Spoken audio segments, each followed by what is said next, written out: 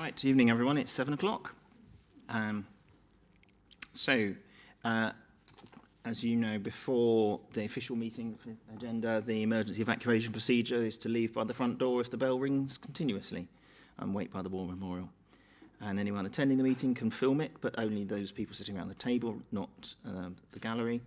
And the meeting is being broadcast via YouTube and recorded. And could you please put your mobile phone on silent? So for those who are watching online, I'm Stephen Robinson, the leader of the City Council and chair of the Cabinet.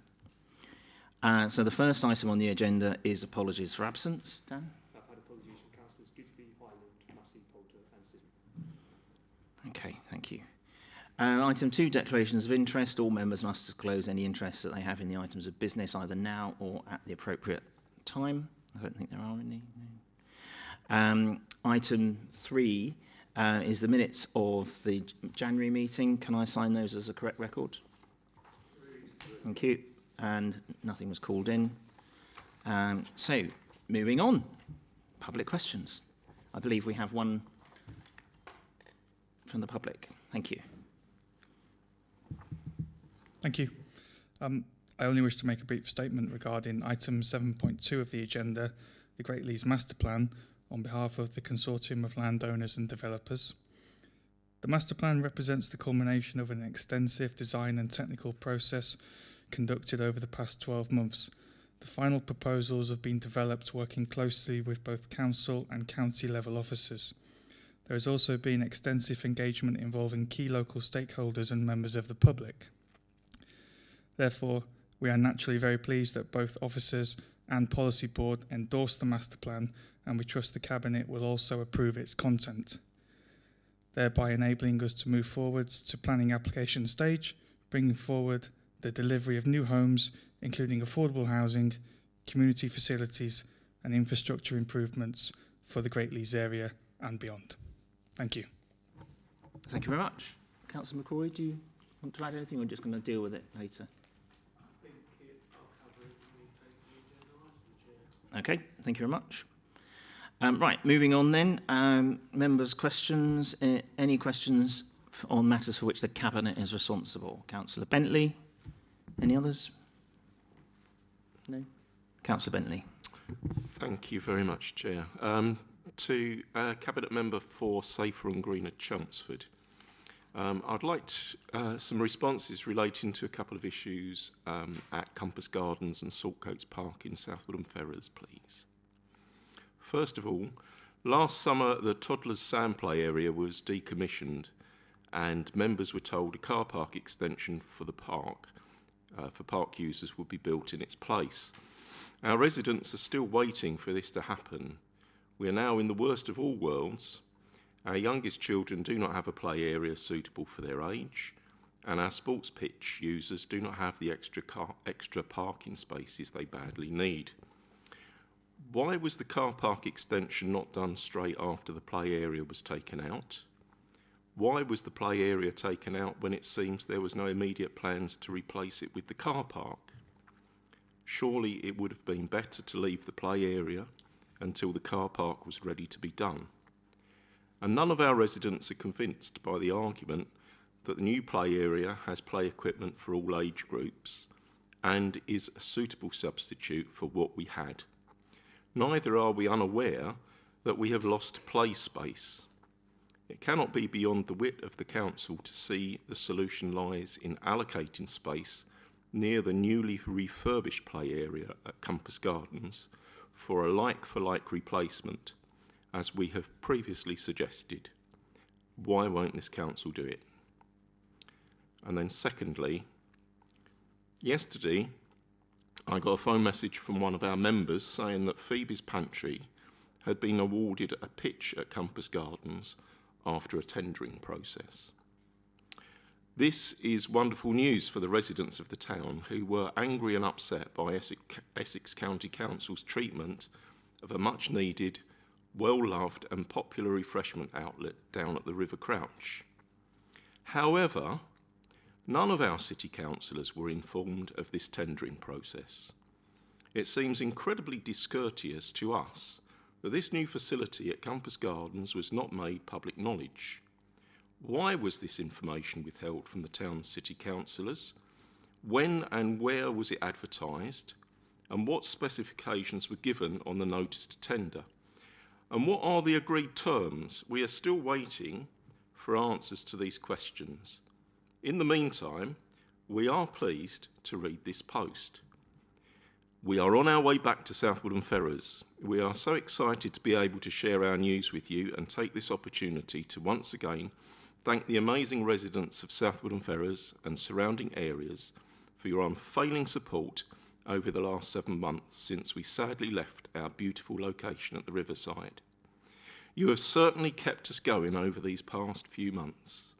In the meantime, we successfully took part in the City Council's recent ice cream and light refreshments tender opportunity, and we are so pleased to announce that we have secured a new pitch within Compass Gardens and will be opening from April the 12th. We look forward to seeing you all again. Keep an eye out for our new opening times on our social media pages. We look forward to seeing you all, Phoebe and Sally. Thank you. Councillor Moore.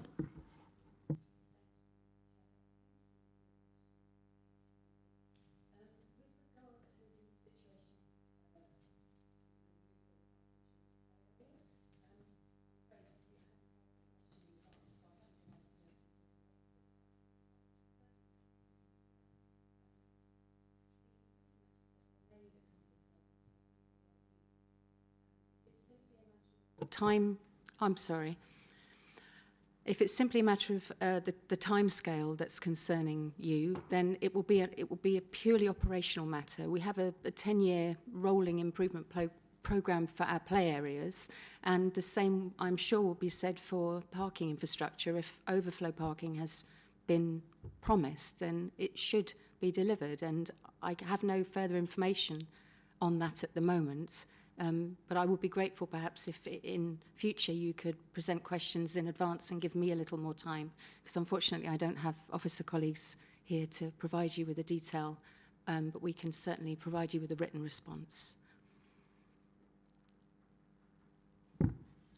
Can I just come back? Yeah.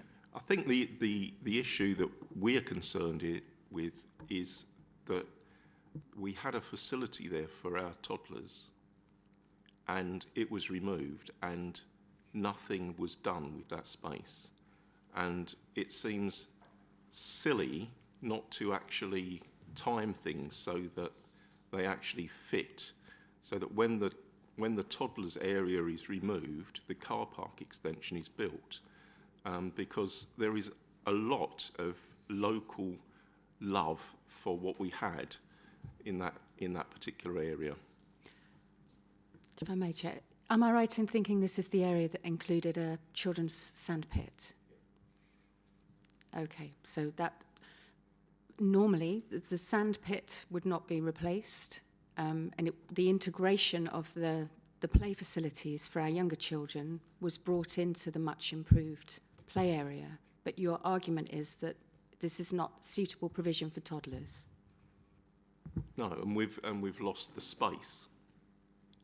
So the refurbished play area is no bigger than it was previously, and we've lost the space that we had for toddlers down at Saltcoats Park. Okay, I appreciate you bringing those comments and concerns to me, and I will take them forward to the manager of Parks and Green Spaces so we can provide you with a written response.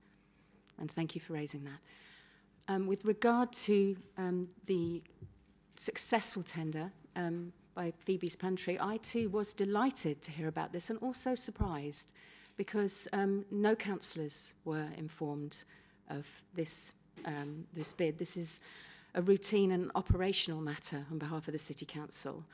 It's pursued under officer delegation, and we would not generally involve parish or town councils or indeed members of the City Council. It's not appropriate to do so under our own procurement process. The tender for the mobile ice cream and light refreshments facilities published every 3 years as a matter of routine, although we did have some interruptions due to COVID during the past couple of years. We also keep records of any sort of random approaches from people interested in perhaps having a facility in one of our parks, and they can be received between tenders, and we would inform people who do that of the opportunity as soon as it's advertised using the City Council's procurement portal and our processes. So I can assure you we have not withheld information from you. This is an operational matter. There was actually a little concern that this could be a politicised issue by the people involved in putting forward the idea, coming forward for the tender. And I'm very pleased to say that their tender was successful, and we are very proud to be supporting, in line with our own procurement process, which has local businesses at its heart, to be supporting this popular tea room business, and we look forward to their success in South Woodham and continuing success. I mean, we are delighted to have Phoebe back in South Woodham. There's no doubt about that. But I actually knew more about the tender for Highlands Park refreshments outlet than I did about this, which seems to me not right. I think I take your point that no councillors knew, It's but not the same tender. I feel this is a new outlet in our town, and our councillors should have known something about it. Don't need to know all the details, but just that it was being looked at. Your comments are noted, and I will take those back to officers. The tender for Highlands, and I think you're referring to the Stables Cafe, which is a considerable contract to have, and we are absolutely thrilled that the deli, and again another local business with their roots firmly in Chelmsford, have been successful in achieving the contract to run the cafe at the stables. Are you quite well, Councillor Whitehead? You weren't looking at tractors, were you? So they are different processes in that I believe the contract here is for a mobile ice cream and light refreshment facility. But as I say, I will take your comments to officers.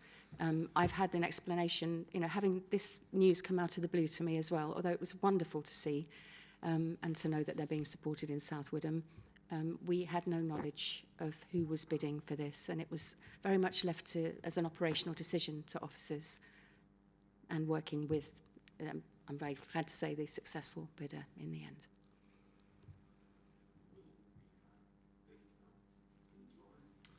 It's an operational matter, Councillor Bentley, and it's... Can I ask, Councillor Goldman's responsible for procurement rather than Councillor Moore, so... Thank you. So I hope you don't mind me jumping in there. Councillor Moore, thank you for the question, Councillor Bentley. Obviously, Councillor Moore is absolutely right. This is an operational issue. However, if you do want to see what tenders are available for any business, frankly, in anything that the council is responsible for, we have a section of our website which is helpfully entitled Procurement, and which it lists all the different business opportunities that are available. So if you ever want to go there and keep an eye on what's going on, then you're more than welcome to do that. And then you'd have exactly the same information as all the rest of us. In terms of the contractual agreements between us and our suppliers, they're commercially sensitive, so I'm sure you wouldn't expect us to divulge those details to you. However, if you have specific concerns, then please do contact me as the portfolio holder of procurement, and I'd be more than happy to write to you to provide the details that I'm allowed to provide. Thank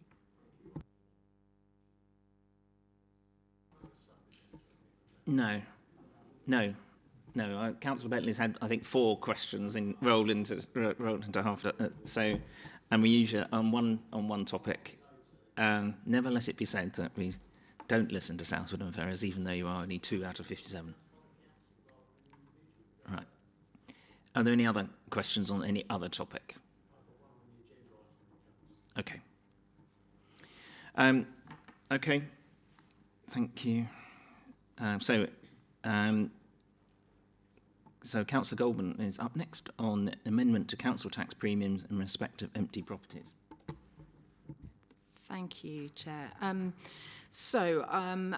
I don't intend to go through all the details that are in the paper. Just want to basically summarise that we declared a housing crisis, and it is really important that we do everything possible to help bring as many homes into use as possible.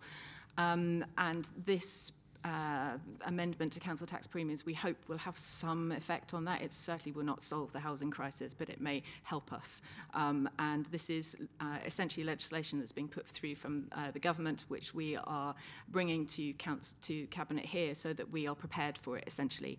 What it proposes is that homes that are empty pay a council tax premium earlier than they do under the current legislation, and in some cases more than in the current legislation. So it's as set out in the paper, and I would be more than happy to take questions on it. Don't appear to be. So is the recommendation agreed? Agreed. Thank you. Right. And the next one is discretionary business rate relief. Thank you. It's me again.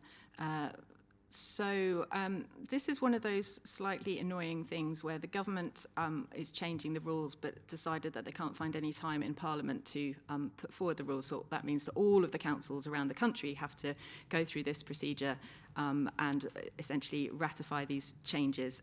It is amendments to the business rate relief policy as set out in the paper.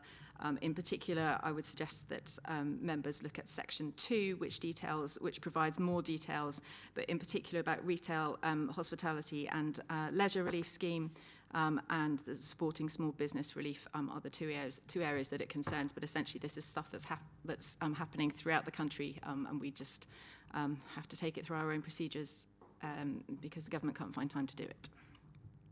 Any questions? No? Okay, is that agreed? Agreed. Thank you. And then also, Councillor Goldman, community funding. Thank you. Yes. So, as members will be aware, we have a community funding scheme, which is something that every year the council allocates a discretionary amount of revenue as grant funding to the voluntary and charitable organisations that support vulnerable residents across Chelmsford. In 2022-23, there was a budget provision of £50,000, which was made for these purposes. We're very pleased to be able to say that in 2023-2024, this has been increased to £90,000 because we're using £40,000 from the Council's UK Shared Prosperity Fund to up the funds.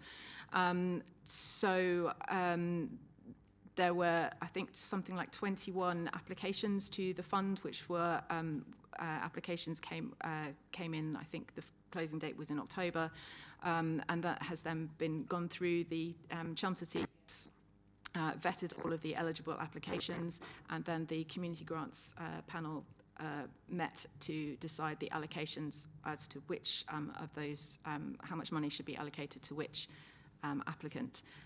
The details of all the applicants, which I'm not going to read through here, I'm sure you'll be delighted to hear, are set out in the paper.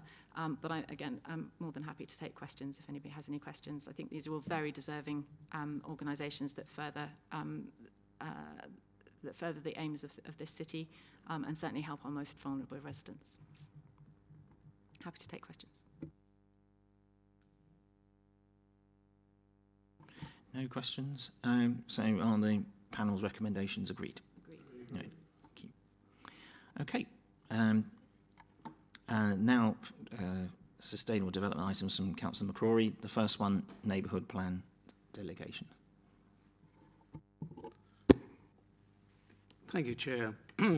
Well, this report comes before us, essentially a update on the progress of where we are with the various neighbourhood plans within our council area. As the report indicates, we have two which are adopted or in the terms which are used for these.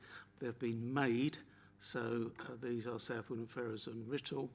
And then in 1.2 we list the various stages of the others. We have 2 in drafting, 3 in stage regulation 14 stage, which means that they're going out to consultation, and we have Little Baddow, which has come back from consultation, and we are looking at the responses at this very moment. It's worth noting that the local plan, these neighbourhood plans do actually become part of the local plan when we're making planning decisions.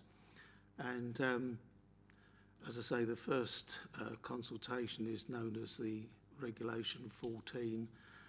Once they've been through that stage, the parish council then will submit the plan under the Regulation 16 consultation, and then following that, it goes to an independent examiner.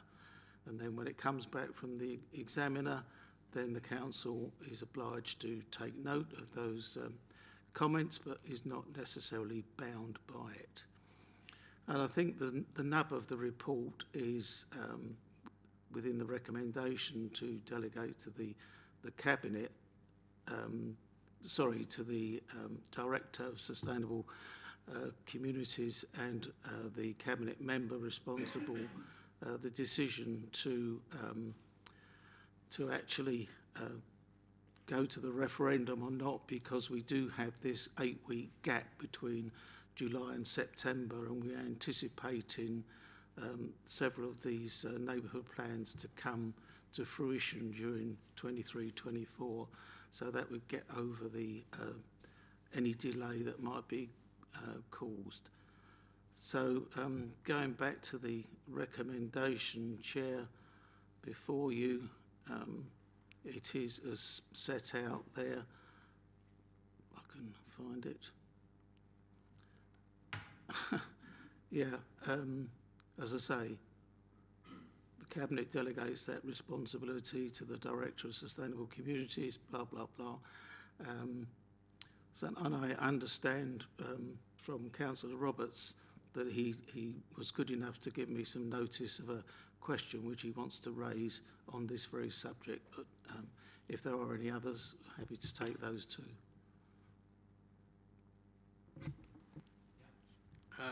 I quite welcome the fact that it's going to be a bit more streamlined, hopefully, and not worry about procrastinations of a Cabinet meeting every month, and so the benefits are there.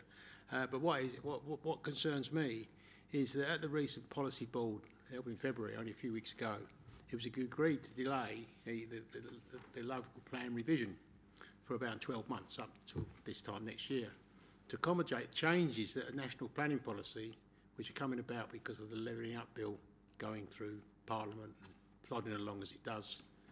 Now, I'd like to know, really, what effect this delay will have on the emerging neighbourhood plans, and should there be a built-in delay to their production to accommodate the revised national planning policies. Also, the two made plans, I've used the right word, neighbourhood plans of Southwood and Ferrers and Middle are coming up to review after their 2 years. And under the current set of rules, which are set to change to 5 years, validation, in line with the local plans, how will they be considered in this intervening period whilst we await the revised national planning policy framework? Will they also remain as part of the local plan to be considered as part of the planning applications ongoing? In particular, the detailed planning applications for the development of major site SG10 or Southwood, and for those that don't know. I did send this previously to members. Thank you very much. Yeah. Yes, thank you for the question, Councillor Roberts, and as I say, appreciate giving me a degree of notice on this so that I was able to check my facts. Just to assure you, there is no requirement to update or review a neighbourhood plan before its stated end date.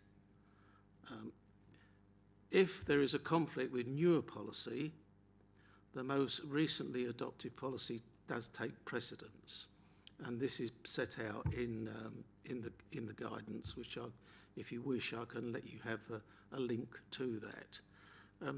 The government's proposal is that neighbourhood plans submitted for examination after the 30th of June 2025 will be required to comply with the new planning framework. So the made plans, which you referred to, Southwood and Ferrers and Riddle will continue to remain in force until will continue to remain in force under the reformed system until replaced. I think possibly where a degree of confusion comes in is that we have the 5-year housing supply, and that doesn't apply in Chelmsford because we've already got that. So in Chelmsford we have a 5-year housing supply, and so that doesn't affect those two made plans. I can let you have those links if you wish. Thank you for that. Yeah, I would appreciate having the links. You can obviously see why I've got concerns and with the others, but yeah, thank you for that. Okay. Okay. No other questions? No? Okay. So is that recommended delegation and the update agreed? Thank you. And now moving on, Councillor McCrory for the Great Lees Master Plan. Yep. Here we go.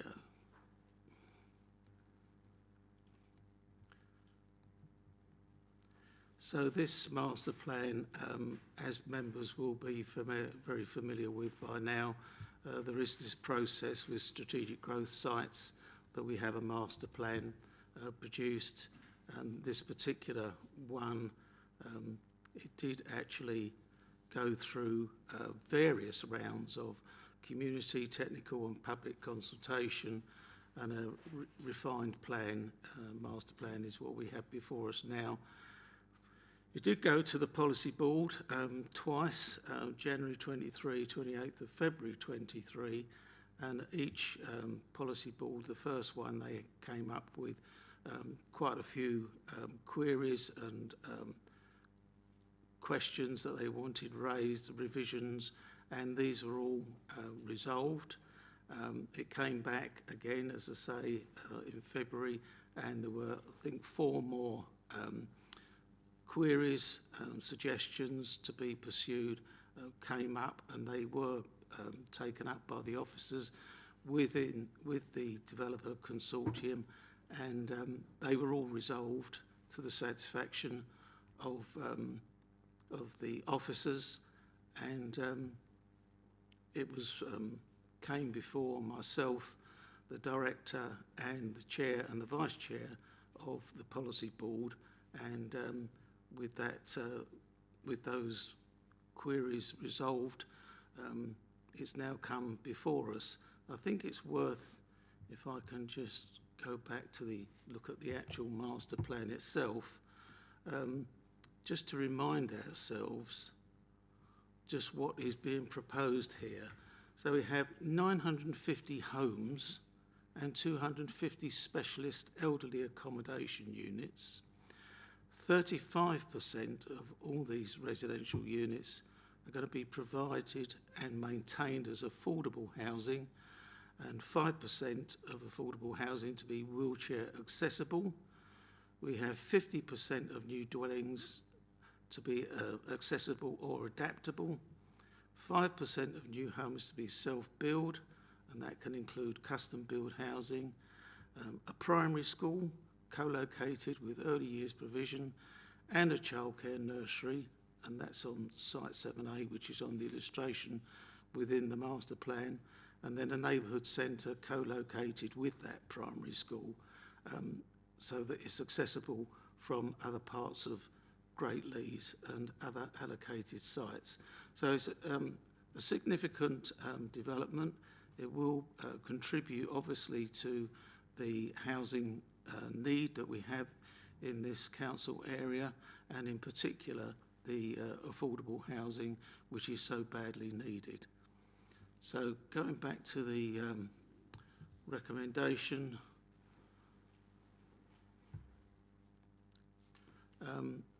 we're asked to indicate whether it's content for the Chief Exec to exercise his delegated authority to approve the master plan, which, as I say, has been through the policy board twice and has satisfied all their concerns and requirements.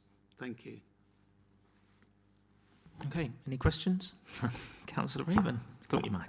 Yeah. Evening. Yeah, I just want to say thanks to Matthew Perry for all the hard work he's done on this. I know it hasn't been a very easy master plan with everything that's been going backwards and forwards. I haven't really got anything against the master plan, it's more to do with the schools. So obviously the existing school at the minute is only a single intake school. Its building is ageing and obviously costing a lot of money to run.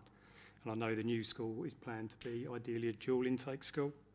So I wonder if a conversation could be had maybe with this council support with the school to see if maybe we can integrate it just as one school and not have two schools in the village.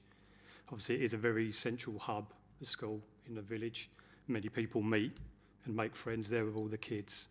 I know the budgets are really tight with the current school, and any major works there will have a massive effect obviously on their budget if they have to replace heating systems or anything like that. But just wonder if that's some type of discussion that we could all have with Essex County Council and with Chelmsford, so we try and get something that works really well for the village.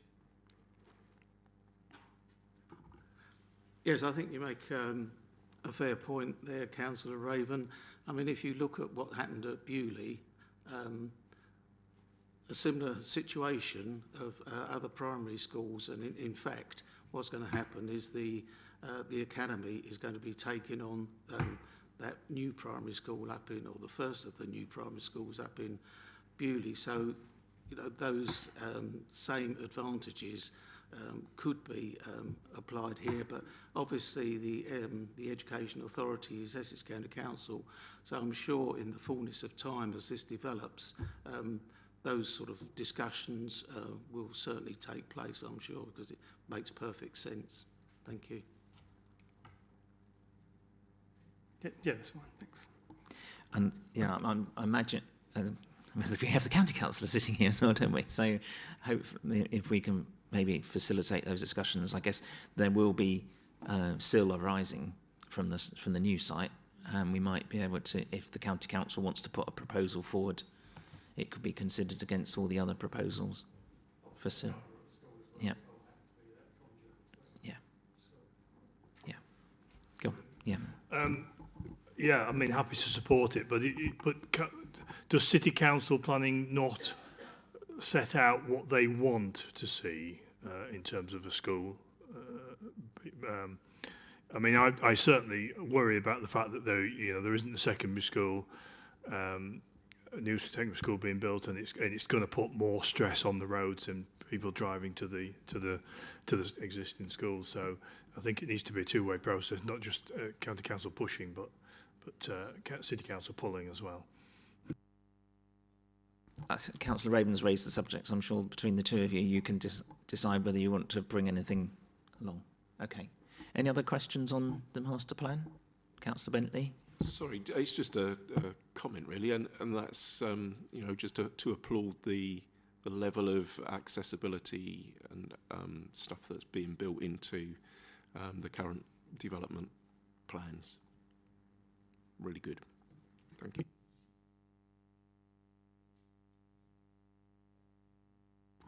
Well, just to round it off then, Chair, obviously members will be familiar with the number of master plans that have gone through Policy Board and Cabinet during this last 4 years, and I think it's a testament to our officers here who've put in a massive amount of work to get these through and to achieve some quite remarkable results when I make comparisons with what goes on in other councils in Essex. I hear a chuckle from Councillor Whitehead.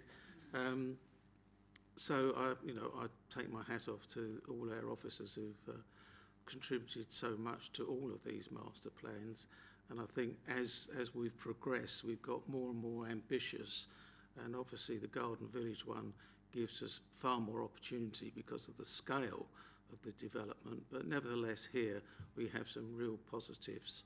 I think just to add Councillor Steele's point, we do have these discussions with Essex County Council, both on highways and on education provision, So we do make our point, and we do point out the advantages and so on. But at the end of the day, they are the education authority. So just bear with us while these negotiations go on.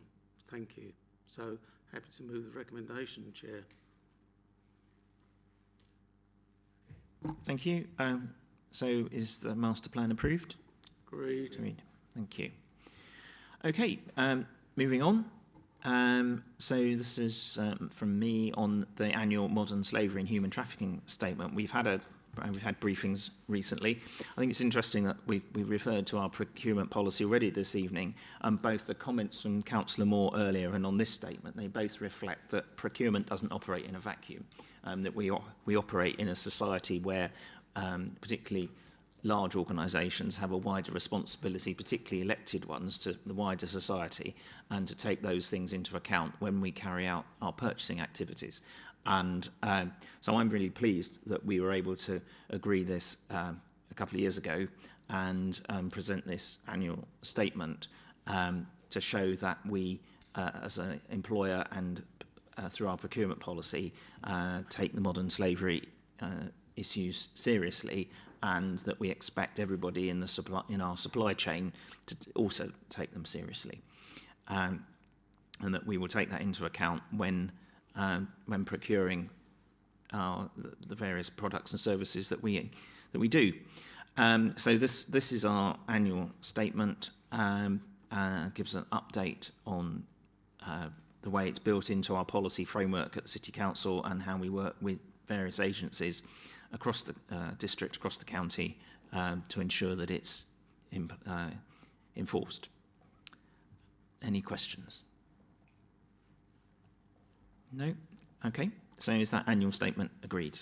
Agreed. Thank you. Right. Moving on. This is a further update to the presentation that the Chief Executive gave to all members a few months ago. The County Council has facilitated 2 discussions for all councillors in Essex on the prospects for a devolution deal to Greater Essex. We discussed this last week at the Essex Leaders and Chief Executives meeting, and attached you can see the report prepared by the County Council in cooperation with Southend and Thurrock, because it's up to what's known as the upper tier authorities to decide whether or not to put in a devolution bid. So the 12 districts have been consulted at the Leaders and Chief Executives meetings, and so this paper has been prepared, and it's intended to submit a formal expression of interest to the government next week to begin the process of negotiating a devolution deal as set out. There's been a lot of discussion. A number of council leaders are sceptical about the real benefits of this, and whether they are substantial, whether the resources will be devolved in line with the powers. Government, as Councillor Whitehead I'm sure will agree, government has a nasty habit of giving us more things to do without the resources to do them. So that's a concern to watch out for. There is also an issue. There are 3. I think if you read the paper and what we said before, there are 3 levels of devolution deal that you can bid for, and I think as Councillor Whitehead observed, there's kind of 1, 2, and 3, but you can only have 3. Is the suggestion.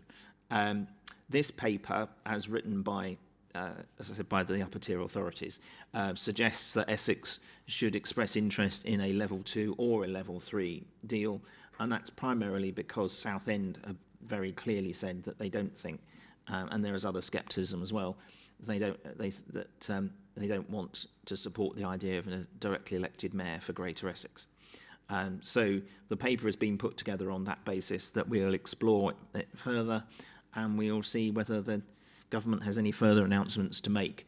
The legislation to make all of this happen is still grinding its way through Parliament, and may be completed by the summer recess. It's in the Lords at the moment. So we should wait and see whether any of this actually comes to pass. So that's the paper, and at the moment, as I say, it's just an expression of interest. Has anybody got any questions? I should say something on the subject. As you know, it's one of my favourite subjects. Yeah, I mean, I don't disagree with what's happening for it to go forward. It's logical that it does. Excuse me. But as you rightly point out, they always give with one hand and take with two. And from that point of view, it'll be interesting to see how it goes. It's not real devolution, of course. It's an extra layer of government, and I'm always very against that idea. But it's what's on the table, and others are using it in Suffolk and Norfolk and these sort of places. So it'll be interesting to see how it goes. But I'm not sure that this will make a huge difference to the things we've been talking about earlier, really, because highways and schools and all the things that actually, if you were in charge of, you could do on the Great Leeds Master Plan and everything else, instead of which none of this makes any difference, does it? It'll still be exactly the same as it was before. Somebody else will be telling Essex County Council what to do, who'll tell us what to do, or whoever. And I think that's the weakness of it.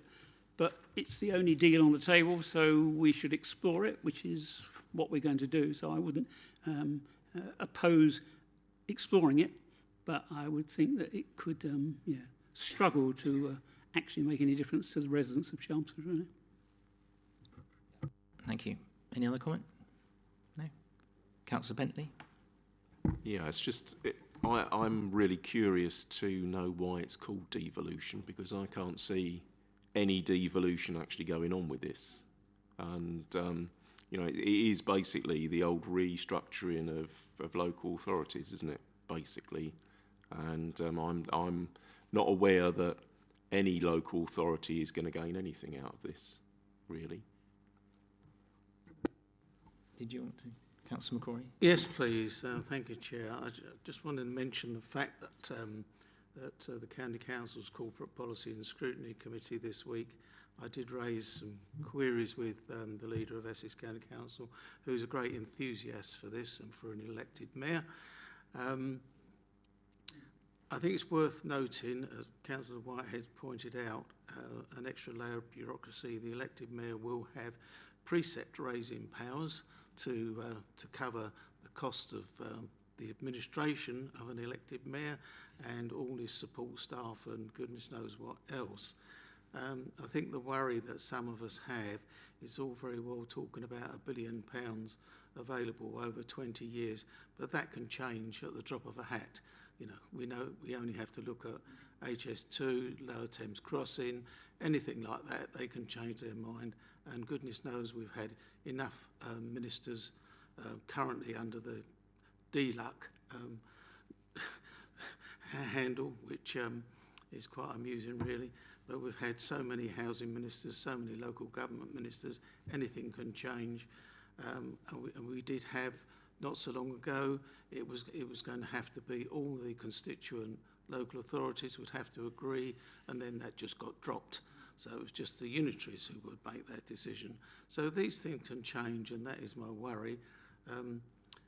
The only other thing which I did get a commitment out of the leader of the Essex County Council was that there will be no financial liability coming from Thurrock, which I think is obviously a concern, which I would hate to think that Essex residents in some way help to bail out Thurrock for all their misdemeanours, but he said there will be no devolution deal if there's a financial liability coming from Thurrock. So I'm very sceptical about this whole thing and really what the hidden agenda is.